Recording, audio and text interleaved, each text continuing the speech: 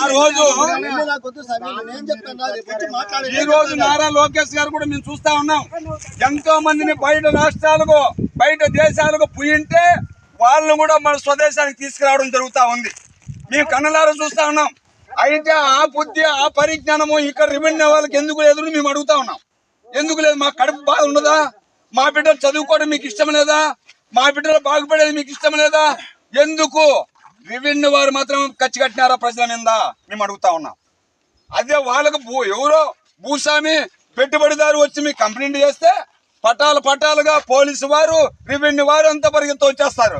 అదే పేదవాడు అర్జీ ఇస్తే ఆడబెట్టి మళ్ళీ వస్తాం, రేపు వస్తాం, మాపు వస్తాం. సంవత్సరాలు గడిచినా అంటే ఇన్ని సంవత్సరాలు గడిచినా కూడా పేదోని కోసం న్యాయం చేసేందుకు మాత్రము ఇక్కడ రారు. ఈ ఊరు వచ్చినోడు ఈ ఊర్లో ఉన్నోడు ఎండకాయల్లో